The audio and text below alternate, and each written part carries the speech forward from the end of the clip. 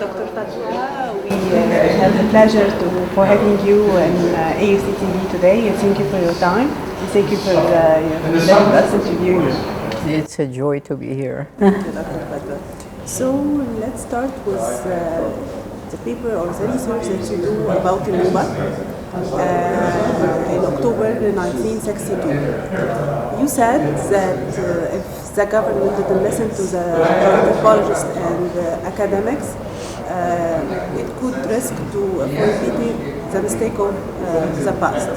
And you said that for the Nubian to be there in the place, it has important, or it's very important for them. Why? That is to, what is important to them, to go back or no? Being in Nubia. Well, Nubia is lovely. The traditional old Nubia where we lived is just lovely, lovely weather. And the people are lovely. And it's the idea of home. You know, you love your home, you love your environment, you live there for their people, thousands of years. And so you are attached to the land as it is, even if it's rough life.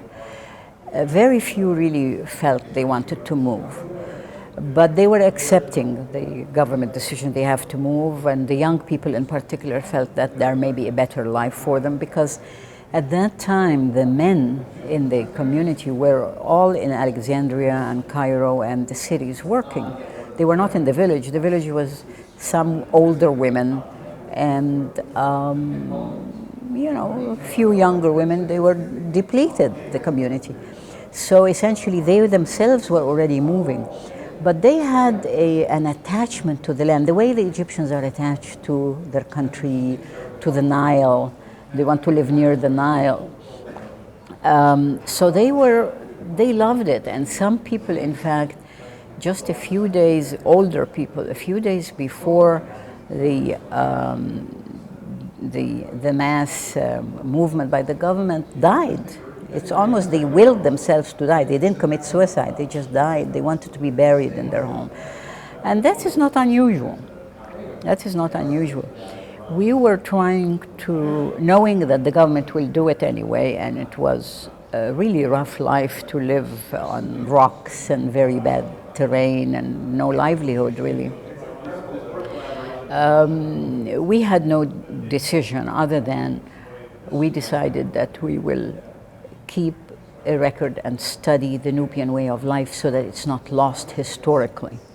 And that's what we did, but we also wanted to be relevant, so that we had a big conference in Aswan at the end of the project where we met with government people and other scholars from England and other places, and we were sharing our data, and part of it was also recommendations that they shouldn't be moved in a certain way or that would disrupt their social organization. Bureaucracies all over the world work the same way. They work in boxes, and they had blocks planned for the Nubians. We were not very happy, those who lived with them in their private homes, up on the hill, down there. It was a very different life. They had their own sense of privacy. The tribes or lineages lived close to each other, and they knew they attend each other's rituals and so on. So we were making recommendations. We had no power really. And then later, some of us went to visit them in Komombo, and they were not happy with the move, and the adjustment was very hard, and some just died from just contacting different microbes, different, like any human population that's moved. So it wasn't a very happy situation, but from the perspective of modernization and government, that was a massive project, one of the largest population movement and planned population movements in history. It was hard on them too. But there must be better ways, and I think to do it better would be to integrate with anthropologists and sociologists at the beginning and then get from their knowledge some advice and to be a bit more flexible in the planning. That's my advice now in retrospect. But you know, cultures change, and we now have a new generation of Nubians who are on the internet, and the most famous singer is a Nubian singer. Yeah. And so things change, and they may not want to go back to their homeland. It's the older people who feel nostalgic, like you find your grandmother would say, the good old days when people didn't knock on the door, they just walked in to have coffee. But now you have to make an appointment to have coffee. It's that feeling. But I think the lesson to learn is academic research should be respected and taken seriously and integrated in planning projects by the government. I think that would be much better. Yeah. And now what's your opinion about the relocation of the people in Sinai and the people and the plan to relocate the people in Halab and Shalatin? What do you think? It's modernization? What they're doing in Sinai with the Arabian tribes there, yeah. It's going to be the same thing, but they always, we only listen to their leaders who accepted the move. But I'm sure the people some of them are not happy with all this change of kind of housing, the development. But again, this is the demands of a nation state to protect itself, and they found that there are problems here, and trying to solve the problem of a group of people who are marginalized and left outside the development project of Egypt. They were marginalized. And their solution is this: development, urbanization, doing projects for them. Sometimes I think about it and say maybe anthropologists are too romantic, that they want the best for people everywhere, and is it really feasible? I think a medium road is feasible. That is, when they do a project like that, they should consult anthropologists and sociologists. And I think in this conversation and exchange, they might adjust some things and say, okay, you think it's better for them if we do it this way? And the anthropologist would say, we think so. But bureaucracies worked with what's cost effective, how fast we can do it in blocks. Change has to be gradual. Government projects are usually rapid and sudden, shock.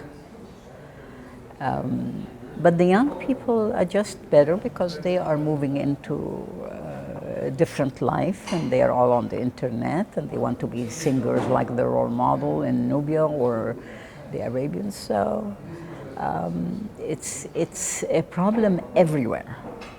But when the bureaucracy is as strong as the bureaucracy is in Egypt, they are more stubborn. You said that change has to be gradual. So in Egypt we have many changes that happened to the Egyptian society and the Egyptian characteristic. So it wasn't gradually. It's gradual. That's government work.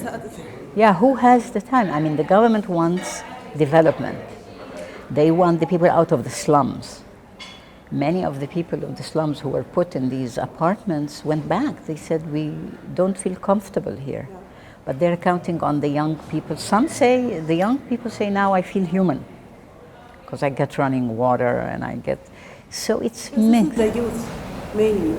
The old people thought that I would like to die here rather than move to another place. Exactly. That I don't know anyone there. But I mean, this is an eternal problem, that you will find generational difference, where the older people are still holding on, and some young people may regret the move because they hear from their parents and grandparents the stories. We used to live, we sit here and tell stories around the fire and so on. But the young people are usually more amenable. Look at how they use technology. A 10-year-old girl, and we are still trying to. So I think that government change usually addresses the future, not the past. And I feel that you could do both. You keep elements of the past, not artificial elements of the past, but you can please both provided it's based on scientific study, systematic study by anthropologists who sit at the table together and say, what about doing this? And we can, because the anthropologists will go back to the people and consult them. Government doesn't. So the anthropologists would say, okay, if we do it this way, we go back and say, what about doing this? Or we have the people themselves build their change. It's called participant anthropology, participant development. How do you want to do it? We want to do it this way. Okay, do it. We'll give you the money and the skilled labor. It might be a very good experiment. Some experiments were done like that and they worked. But governments work with what's called the bureaucratic mind. What's cost effective, what's fast, what's rapid, and what's good for development. We're not going to listen to every anthropologist and every person who objects. They will never do change if they listen to everybody, because we like to, as humans, we like some stability of tradition in our lives. You can do it by songs, you can do it by clothes, you can do it by putting your own flowers around you, but you like to create an environment of stability. From your point of view, how does the technology affect the characteristic of the Egyptian personality? Actually, they are adopting it so fast. There's nobody who's not on the phone all the time, on the cell phone. That's technology. Facebook is amazing. I couldn't really interact with many, even colleagues at the academic level, through email as I do with Facebook, and I would never have gone on Facebook. Such a waste of time for me, but Egypt forced me. That is, because they said, you want to reach me, go on Facebook, we'll chat there. You want to reach, so I did, and I found it exciting because it's a lovely form of self-expression. People who never had a voice before now have an opinion. And they put, this president is not doing well, and they talk, this president is doing well. They have voice. So I think technology was domesticated by the Egyptians. Rather than taking over from them, the Egyptians turned it into serving them. That's how I see it. So you think that it has a positive effect? I think it has a positive effect that's neglected, but it also has, of course, threat to... Many people in research said that technology affects Egyptian personality, and Egyptians become more aggressive, more isolated, more... It's possible, but I think that what they are doing also is happy birthday, so-and-so, happy anniversary, oh, my father died, oh, God bless you. They don't know their father, but they would give condolences to each other in a way where life is becoming impersonal. Because of change, they don't all live in the same space. It takes 3 hours for me to go from one spot of Cairo, but in Facebook, suddenly, oh, my father died, and condolences, like 300 condolences, that gives comfort. So there are positive aspects. The feeling of being alienated from your family. Some people said, so I wrote it on Facebook and didn't call and didn't go, so... I think that both aspects exist, but the younger people who are already moving like from the hold of the family are developing other circles through Facebook. So it can be dangerous, but there's a lot of positive side. I don't see it mentioned enough to Facebook. Self-expression is important, having voice when, you know, in strong governments, you don't have a strong voice. You have to read the media or have to listen to your father. But these people are giving opinions right and left, whether the facts are true or not. They are giving opinions right and left. And that is good, I think. So there are very good sides to something like social media. There are, of course, obvious dangers. Communicating with the wrong people, getting into a circle of crime, getting bad ideas about something. But I think the Egyptian people tend to be mature. They are in a geopolitical position in the world, not isolated like the United States is far from everybody, but Egypt, Mediterranean, Libya, Yemen, Sudan, we're close to the world, and we were always close through trade for thousands of years, so they have that sense of people. And I think social media is bringing out that. And it's crossing continents. Social media, somebody from America, hey, I like your idea. Oh, unfortunately, my sister had an accident. She said, oh my God, I'm sorry. He doesn't know him. But feelings spill out. And I think that's giving satisfaction, a kind of satisfaction that was about to be lost by weakening families, weakening marriages, and so on. So, moving to our traditions and your films that related to our tradition, المولد and الأسبوع, do you think that مولد and أسبوع and this Egyptian tradition, it's on the way to disappear? They will change. They So are costly. The object will be plastic. They will substitute this for that. The music and the music, but culture is always changing. So we can preserve traditions and for scientific purposes and for heritage purposes, but cultures change everywhere. Sometimes it's induced and moves fast. That's when we have tragedies. But if it moves slowly, naturally cultures change. And look at them putting in the Subu'ullah, the lights. This was in '85. yes, Now I think they'll do something else. completely. So it's always adopting this. No culture is frozen at all. Some are more isolated than others, and we are discovering certain groups like in Amazonia and so on who are really isolated and never have seen other human beings. Very few. Now everybody's connected. So we watched your film Fadwa, and it's really amazing, and the shots are amazing.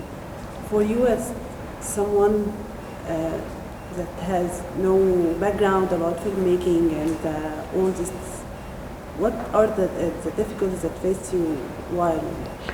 Well, I worked with pros. That is, the cameraman is an Egyptian cameraman who is a documentary filmmaker who used to do news, so he's used to handheld 16 millimeter. But it's the analysis and the data that I cared about. And I think that came through in the strength of this film. That's why this film was grabbed, is that if you do good ethnography, you get the cultural identity right, and people feel it. I mean, they were laughing when they were laughing. They're crying when they're crying. It's cultural identity. And, but it was a big, people were asking me, how will you do it if you don't make film? Well, I'll do ethnography. Your voice also in the film and your VO has a great effect because you said everything like they are saying. You translated Exactly. it like they are saying. So don't listen to that and listen to that, and Right. thinking with them, and then said the analysis of the anthropologist, and it was amazing. I innovated the idea of having different voices, voiceover. So there was the voice of when somebody is speaking, I tried to get the intonation of the way he or she spoke. And then the voice of the anthropologist when I was saying, they crossed the threshold and so on. And then the songs were put in complete text. I don't remember this ever being done before, where you put complete text of a song, because I wanted the non-Egyptian and the Egyptians who don't know about their traditions to feel it. And I think they did. Yes. Doctor, what are your plans for the future? Well, unfortunately, there are several film plans that were not happening because technology changed on me and I just can't catch up. But I'm working on a project on Qaraba, kinship in the Arab world and in Egypt, but I'm doing it in writing ethnography as opposed to filming this time. I have some shots of films about it, but I don't know what I'll do with it. It changed several formats. since I've done this, I think 6 formats. They had different kinds of videos and then DVDs, and so I have to relearn everything. We wish you all the best, Dr. Fadwa. And Thank you very much. I'm so happy for having you today. It was our honor and our pleasure to having you at AUC and listen to your lecture.